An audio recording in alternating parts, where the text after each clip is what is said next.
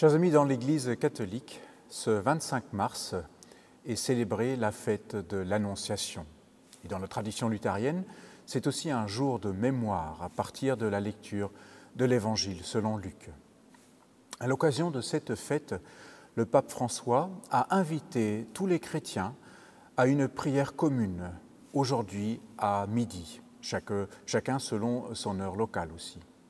Le pape a notamment dit « En ces jours d'épreuve, alors que l'humanité tremble devant la menace de la pandémie, je voudrais proposer à tous les chrétiens d'unir leur voix au ciel. J'invite tous les chefs des églises et les dirigeants de toutes les communautés chrétiennes, ainsi que tous les chrétiens des différentes confessions, à invoquer le Dieu très haut et tout-puissant, en récitant en même temps la prière que Jésus notre Seigneur nous a apprise. Le jour où de nombreux chrétiens se souviennent de l'annonce à la Vierge Marie de l'incarnation du Verbe, que le Seigneur entende la prière unanime de tous ses disciples qui se préparent à célébrer la victoire du Christ ressuscité. Dans cet esprit, je vous invite à lire, à écouter avec moi l'Évangile selon Luc au premier chapitre. Le 6e mois, l'ange Gabriel fut envoyé par Dieu dans une ville de Galilée du nom de Nazareth, à une jeune fille accordée en mariage à un homme nommé Joseph, de la famille de David. Cette jeune fille s'appelait Marie.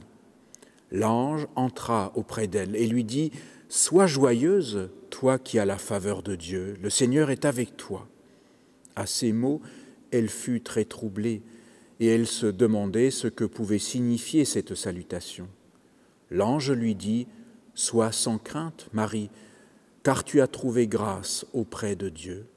Voici que tu vas être enceinte, tu enfanteras un fils et tu lui donneras le nom de Jésus.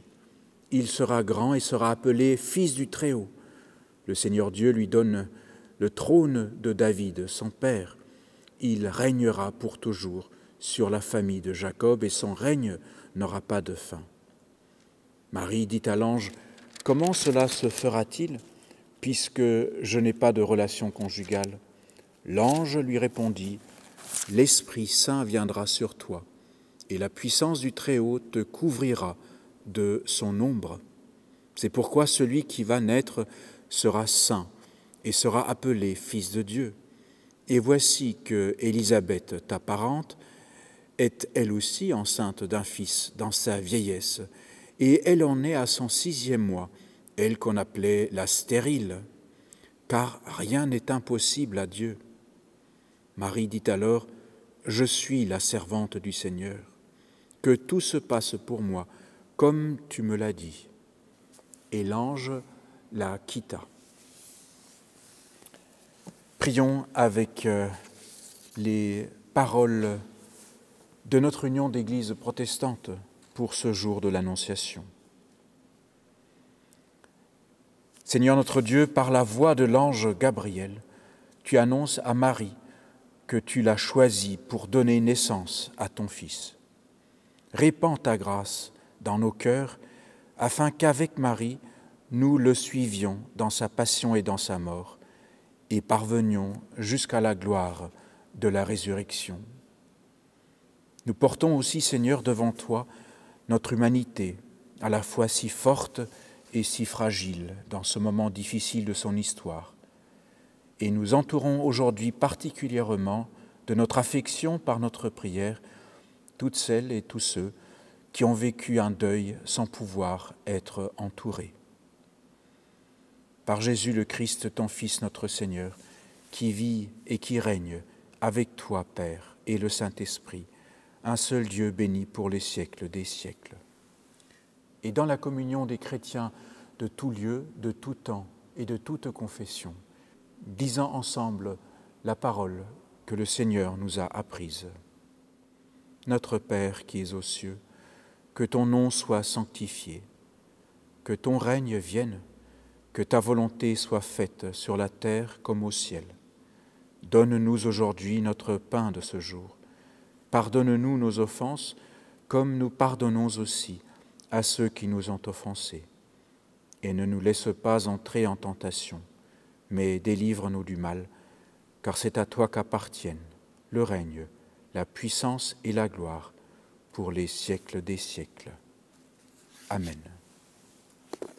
Et nous concluons notre prière en disant les paroles du psaume 119, les versets 57 à 64. Mon partage, Seigneur, je l'ai dit, c'est d'observer tes paroles. De tout mon cœur, je quête ton regard. Pitié pour moi, selon tes promesses. J'examine la voie que j'ai prise. Mes pas me ramènent à tes exigences. Je me hâte et ne tarde pas d'observer tes volontés. Les pièges de l'impie m'environnent. Je n'oublie pas ta loi. Au milieu de la nuit, je me lève et te rends grâce pour tes justes décisions. Je suis lié à tous ceux qui te craignent et qui observent tes préceptes.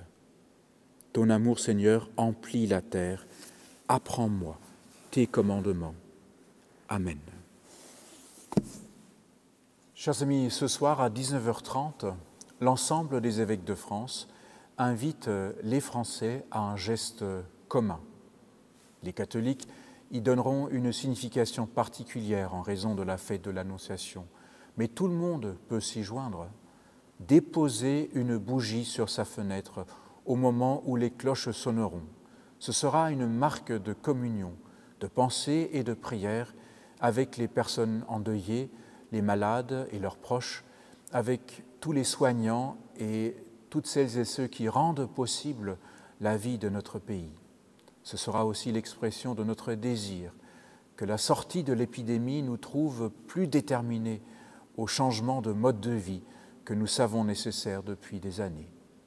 Les cloches des églises sonneront donc à 19h30 pendant 10 minutes, non pas pour appeler les fidèles à s'y rendre, mais pour manifester notre fraternité, notre espoir commun.